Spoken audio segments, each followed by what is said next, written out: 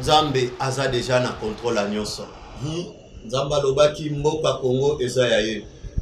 Et Samboka elaka makila etangi mingi Nzamba kitiye moko na basali na ye, na armée na ye, na bakonzi ya mboka tokolonga victoire eza déjà Nzamba apesi déjà. Nzamba aza na bosenga na kati ya mboko to se soutenir. VARDC, Bawazalendo, batu nyonso o bazosangana comme force armée, baza na front. Et nous les enfants de Dieu, basali ya Nzambe, tozaka wana na kosa mabolongo na biso na se ya kobele na Nzambe, ben Nzamba zo livrer banguna na biso entre nos mains na maboko na biso tokosilisa bango mayele. Congo eza mboka ya Nzambe. Ba o baza peuple de Dieu tant malheur ya kabele la Nzambe. Toza na ennemi na biso toza na oyo mwana ya ndako tovanda ki na ya opone nanga. OK, kona nanga. Lokola moninga, lokola frère, ndeko, papa, yaya, leki, tovanda ki na lokola mwana ya ndako.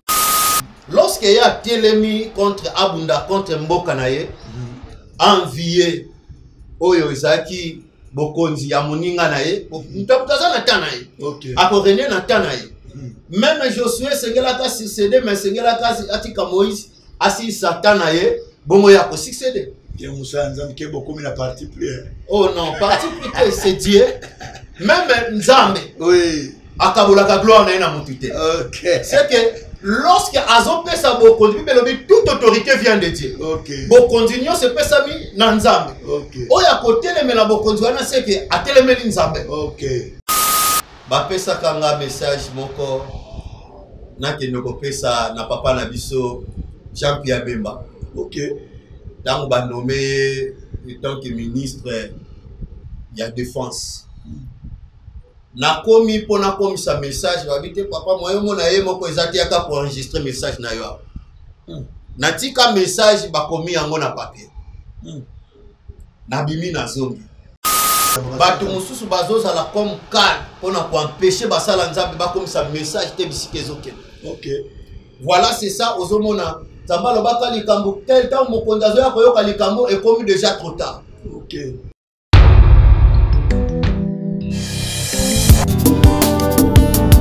Salayanga Samboyo. Salayanga Samboyo. Salayanga Samboyo. Salayanga Samboyo.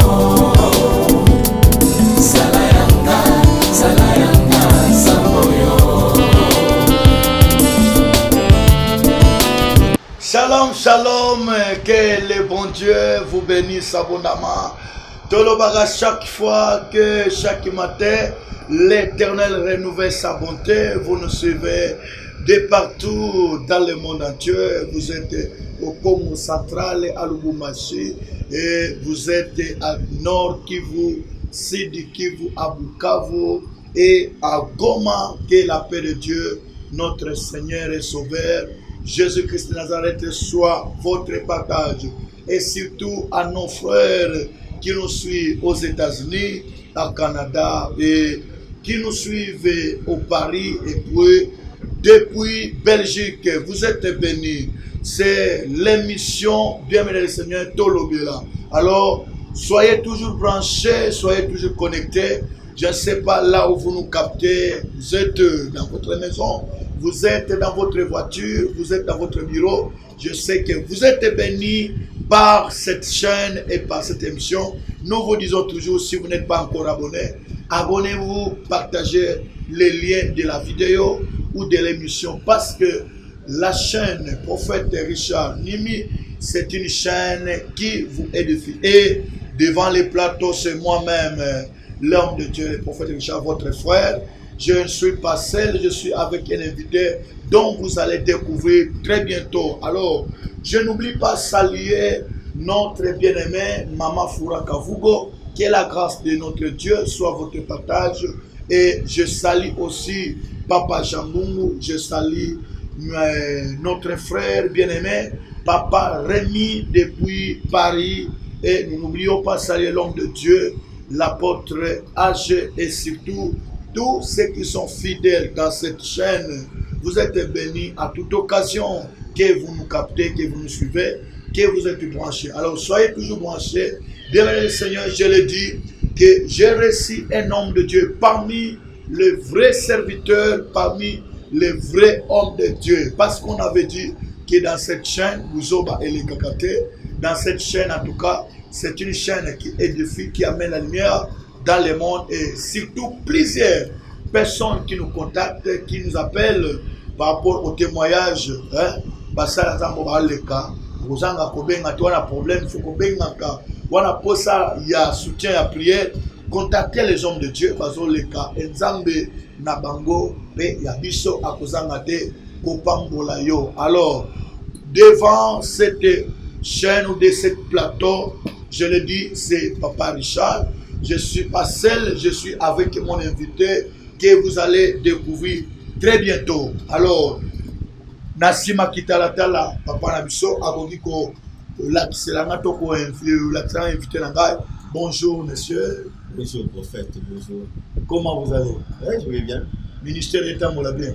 Ministère de Malam, Nangolo Nzambe. Ah, santé Kitoko. Vraiment santé Kitoko, Nangolo Nzambe. Waouh. On est vraiment très bien habillé pour Mbala Liboso et l'homme de Dieu. Mbala Liboso, vraiment dans les cas, la chaîne Abisso, et le prophète Richard Nimi, Mbala Liboso. Ok, bana Nzambe bazali kolanda yo partout, bana Canada, aux États-Unis, na Paris, na Kinshasa, tina Goma, chaîne oikomaka. Alors, ça na likamoni ni komona yo vraiment na kana sikoyo. Vous êtes pasteur, vous êtes prophète, vous êtes na ministère. Par la grâce de Dieu, je suis pasteur, mais Nangolo Nzambe, je suis aussi prophète par la grâce de Dieu. Donc, pour dire que vous avez une responsabilité à pasteur, mais vous avez un ministère prophétique. Ok, merci. L'homme de Dieu, Azali, pasteur par responsabilité. Pourquoi? Parce que Azali ko encadré Bananzambe, mais Azali prophète Nandenge ya ministère. Alors, bienvenue le Seigneur, vous allez toujours brancher. Il y a l'homme de Dieu, il a pas maté. Alors, l'homme de Dieu, l'église est bien. Vraiment, l'église est bien. Makambonyo son angolo Nzambe. Vous allez mon pasteur responsable de l'église. Nazali mon pasteur responsable et visionnaire. Il y a ministère des temps de la grâce. Du temps de la grâce. Waouh! Le ministère du temps de la grâce situé dans quelle commune? Tozana commune à Mongafula, juste dans la cité Maman Mobu. Ok. Alors, l'homme de Dieu, nous sommes devant les plateaux. Il y a prophète Richard Nimi, Officiel TV. Bananzambe Kadena Utikolo Babazali Kolanda yo. Alors, Tozana Katia Moma, vraiment, Makambo Ezali Koleka. Et monsieur Kobanda, ou bien Kobanda na nous sommes. Merci beaucoup. Éternel Dieu tout-puissant, tout qui moment on a maboko na yo, zala na biso nyonso mopaya ekende mosika. Bonzambe na yo, règne na yo et règne na kati na wesika na kombo na Yesu. Bisika bato nyonso bazwemba koyoka message sango oyo pesi biso to bimanango na mboka na etando ike Nzambe ezwa esika na mitema na kombo na Yesu. Amen. OK. Et en tout cas, le sambo ya l'homme de Dieu que message bisikanos ekokende ezwa kimiato esengo na bipaino sekokota. Merci beaucoup. Je salue notre bien-aimé Foura Kavugo. Que la grâce de Dieu soit votre partage. Alors l'homme de Dieu, tozali komona makambo oyo ezali koleka na kati ya mboka. Est-ce que bino basala Nzambe bozali pe kobonde la pona mboka na biso parce que tozomona bitumba bipai Makambo koleka kimia penza comme tel ezali penzate. Alors est-ce que vous allez kozwa pe makambo oyo umema na kati ya prière?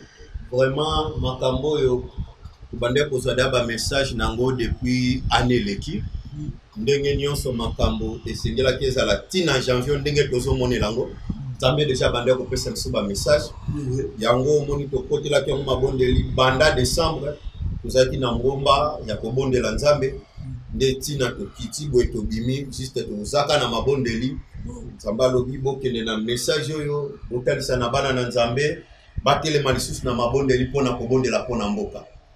Voilà, c'est ça yango wana surtout kozala basali ya Nzambe ezakaka po tobundisa milimo mabe o eza spiritualité même ba force o muso ekolata motu boye komi ko combattre biso pe na nzoto.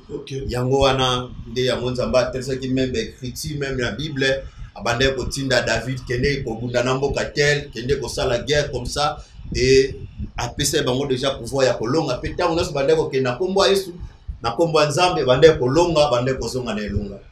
Vraiment yango Nzambe ebisaki biso elonga ya Congo eza sûr et certain toza na victoire. Wow. Voilà. Bandeko émission et bandi kitoko bozo kabino moko ke basala Nzambe batelema ki déjà parce que Nzambe esi alobaki déjà depuis année passée par rapport à makambo oyo tozali kobika lelo Nzambe alobaki alors basala Nzambe bakota ki mabondeli na kati na ko se préparer na mabondeli Nzambe alobi ebele alors nayoki déjà l'homme déjà flashé déjà que Nzambe a perçu ba message c'est que vous allez vraiment prêt pour na koyama ba message oyo l'homme de Dieu a mis na kati na plateau oyo parce que toza ya kopambwa na ebi déjà que Mosala Nzambe le pasteur Stéphane Bishima a assuré biso que Nzambe alobi elonga ya Congo ezali toza na eloko ya kobanga te papa tobanga te même ata mambo toyo ka tobanga te makambo nyonso Nzambe aza déjà na contrôle a nyonso. Nzambe alobaki mboka Congo eza ya ye e sa mboka elaka makila etangi mingi Nzambe atiti ye moko na basali na ye na armée na ye na bakonzi ya mboka tokolonga victoire eza déjà Nzambe apesi déjà. Alors siko biso bana Congo ou bien biso peuple congolais tosala siko nini na moment oyo toyoki ke elonga ezali parce que tozomona fil et à mesure tozokwase mabuku ezokosempire kaka. Alors tosala siko nini biso bana mboka tant que ba peuple congolais nini oyo tokosala tovandaka kimia ou bien tosala ndenge nini ou bien nini oyo kokoyebisa biso na bandeko baolanda yo même ba congolais ba na ba mboka mopaya alors nini tokokosala par rapport au Nzambe à la question. Vraiment même en Israël lorsque bandeko bunda d'abord premièrement bandeko consulter Nzambe. Lorsque bazo consulter Nzambe na côté le mamingi na temps de Moïse il y avait comme armée bazo kende ko bunda na front et Moïse et d'autres bazaki na ngomba ko bondela Nzambe. Et lorsque bazo bunda kuna ba serviteur pe côté bazaki na mabondeli bibe lobi lorsque maboko Moïse zaki likolo na ko bondela donc zaki comme intention ya prière na ko bondela na ngomba et Moïse azana ngomba azobondela asimbi nzete mais d'autres serviteurs bazo soutenir maboko na ye c'est que Nzambe azana bosenga na kati ya mboko to se soutenir VARDC ba wazalendo batu nyonso o bazo sangana comme force armée bazana front et nous les enfants de Dieu basali ya Nzambe tozaka wana na kosa mabolongo na biso na se ya kobelela Nzambe pe Nzambe azo livrer banguna na biso entre nos mains na maboko na biso tokosilisa bango mayele nde loko Nzambe lobaki Congo eza mboka ya Nzambe ba o baza peuple de Dieu tant malheur ya babelela Nzambe ndenge Bible lobi na tango apasi na bango babelela ki ya ope ya wati ndenge loba pe kangola ki bango et à travers loba Nzambe oyo Nzambe tena monoko nanga apesa kinga écriture moko ya 1 roi chapitre 3 verset 16 ti na 28 apesa kinga écriture lorsque na méditer yango na butu alobi nanga kende na écriture oyo boko comprendre que banguna attitude na bango ezalaki nini pe mayele na bango ezalaki nini et lorsque l'ennemi mutu akozala ndeko na yo akozala moninga na yo akokoma ennemi na yo kaka na makanisi akokoma ennemi na yo na motema na yo. Or Bible lobi et ceux qui ont le cœur pur car ils verront Dieu. Or monguna na yo akobanda kobeba na bo akobanda kobeba liboso motema na ye azalaki moninga autrefois azalaki frère ami azalaki grand frère petit frère makomi monguna à cause ya motema na ya konvier Mwana. oh voilà toza na ennemi na biso toza na oyo mwana ya ndako tovanda ki na ya pone nanga Ok, kona nanga. lokola moninga lokola frère ndeko papa yaya leki tovanda ki na lokola mwana ya ndako nzamba pesi nga écriture oyo si tokoki kotanga yango. Excusez l'homme de Dieu. Otikolo bela biso tovanda ki na ande na biso. Kona nanga alors ndeni sikoyo na bino basala nzambe selon maloba nzambe. Bomoni siko ndenge nini tozwa Yesu oyo na moma oyo na mambo asali na biso a telemeli mboka asali makambo oyo se plus vraiment nzambe te pe esali so passe biso ba congolais parce que biso nyonso toza ya kozoka. Alors siko to considérer lokola nani bino basala nzambe ko koyebisa biso tozwa ye lokola akomi munguna bien akomi adversaire bien ndenge ni to kokoni parce que voilà azanani ala lokola satana bien ndenge ni.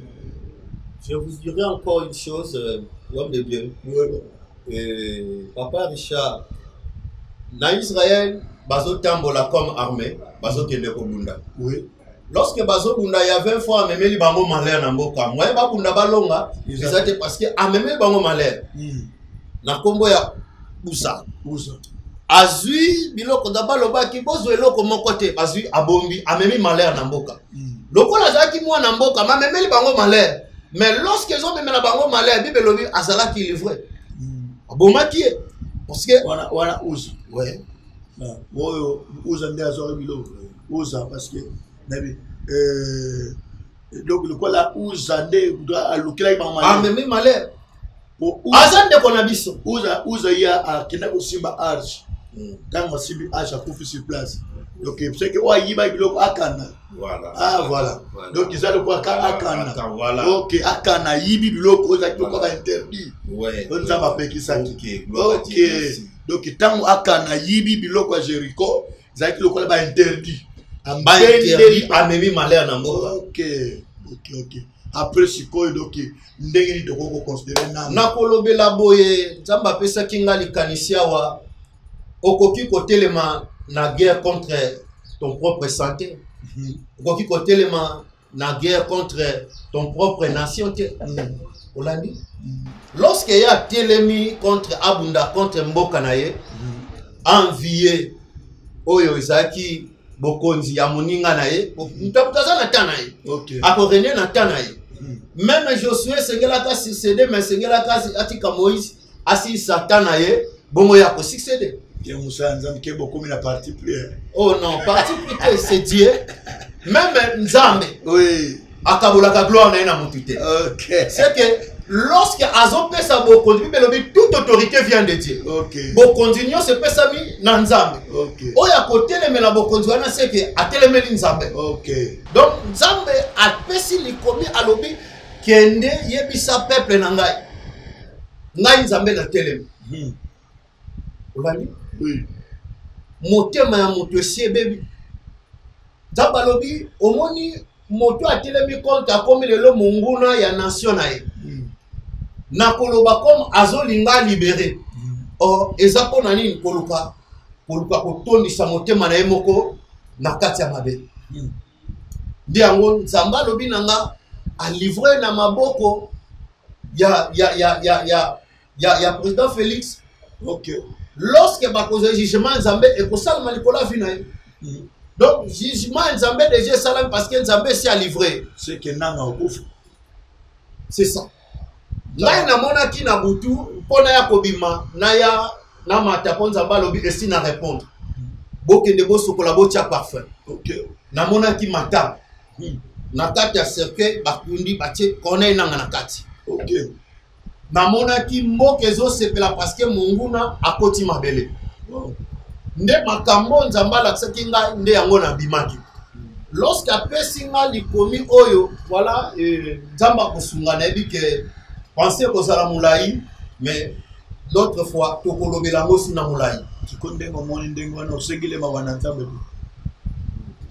Kaka bino mo ba passer bote ya biso ke Nzamba se plaît. Oyebi eloko moko basunga Nzambe te. O Nzamba se plaît liwa mutamasunu te alingaka muta se repentir. Bible lobi à moi la vengeance, à moi aussi la rétribution. OK. Et tokabaki nanga na maboko Nzambe. nzamba sa la vengeance nzamba pesi bokonzi pe makasi na FARDC bango bakotelema na front biso na ngomba na kobondela. Et lorsque chaque fois nzamba banda kotinda Israël akende na kokende kobunda abanda déjà kolivre bambuna na maboko na bango zotala pe caméra pour bande po ba olanda yo na mutu vraiment ba pe na posa vraiment ba yoka makambo zoloba wana yango nyonso oyo ezalaki Israël ezoke na bitumba nzamba banda kolivre banguna na maboko na bango. Eloko nzamba yebisaki nga ata bakomi na Kinshasa tobanga te. Bon, tobanga te. Baoya kila Kinshasa. Bokonzi ya président Félix bakobotola ye yango te. Akosala musala na ye tirene na ye kosila parce que nzambe nda pesi ye nzela ya bokonzi oyo asala na tango na ye. Amen. C'est ça eloko nzamba alobaki nanga. Amen.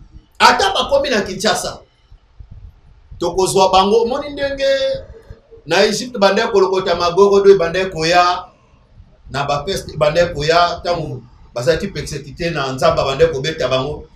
Amen. Amen. Et nde bande kolokota magoro do nde to bando lokota bango na Kinshasa na Congo to bando kanga bango na maboko boy ozotia bango na kati ya prison. Ndenge makambo nzamba la sekinga yango anakanda bazosala musala ba onyokola ozangisa bato kimia ndenge nzamba la kisingai oyo nzamba lobi wakakola kango te. Donc oti koloba poso ki na ina simba bien pe bala nzambe eloko toko simba bien olobi ke nzamba lobi to se soutenir ndenge ezalaki Moïse na katangomba etumba ezalaki na Israël na ba Amalek. Alors Moïse la kilikola ngomba maboko ya Moïse zaki ya kotombama pendant que maboko zaki ya kotombama elonga ezalaki koya na ngambo Israël.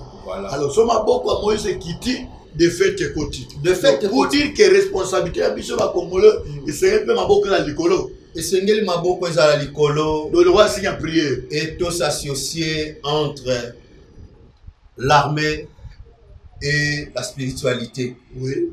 Ya bonzambe. La spiritualité bakoki ko kabolango te na bokonzi oyo eza pouvoir législatif. Bakoki ko kabola yango te sengeli etambola de peur. Na bomoko. Tango bazo tambola kokende ko consulter parlement, les deux chambres, Assemblée nationale et Sénat. Tango bazo se consulter que poto za décision comment nini to kosisa bitumba po ba consulter kape basali anza. On a koeba quelle est la volonté de Dieu?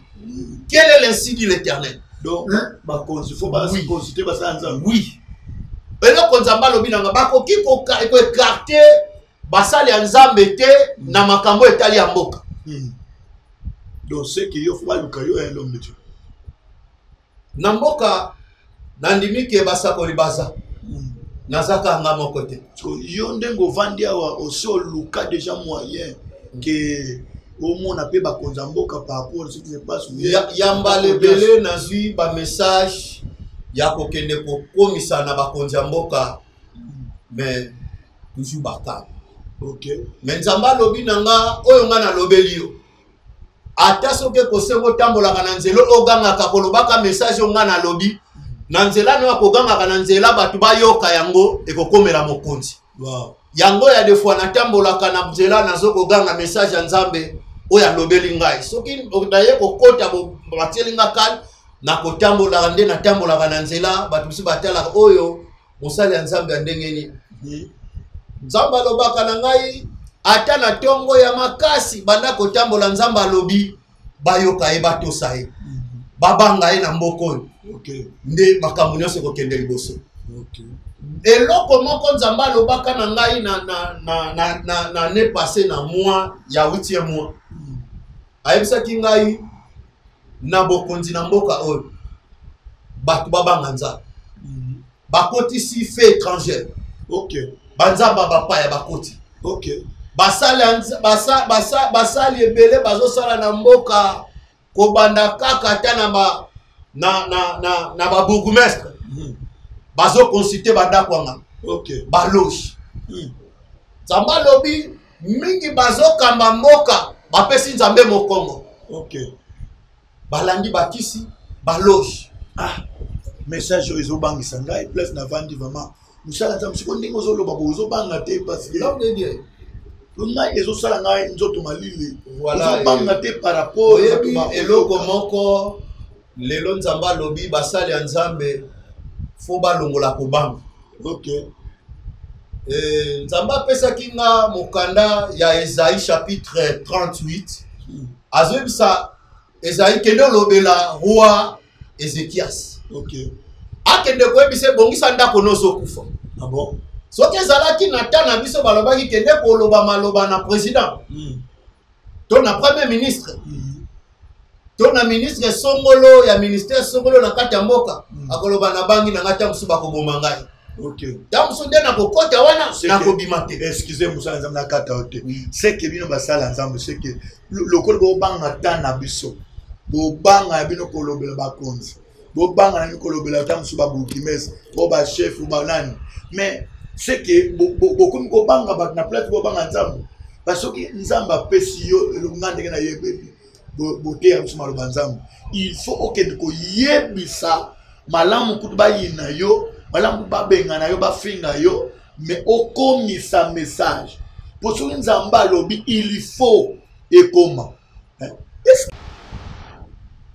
bapesa kanga message moko nakende kopesa na papa na biso Jean-Pierre Bemba.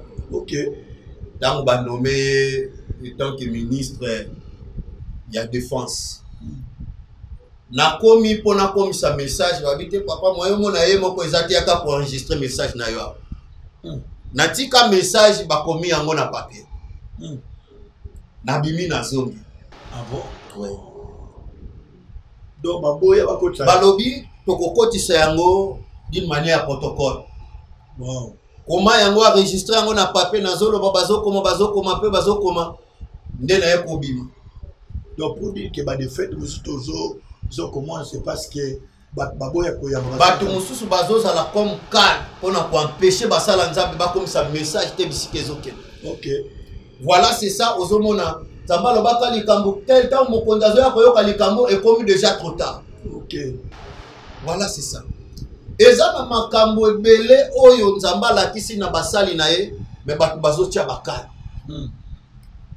Olani yango nzamba loba na ngai soko kei batieli okala ata balabala wana ganga kaka message wana lobaka oyo ngana lakisi yo. OK.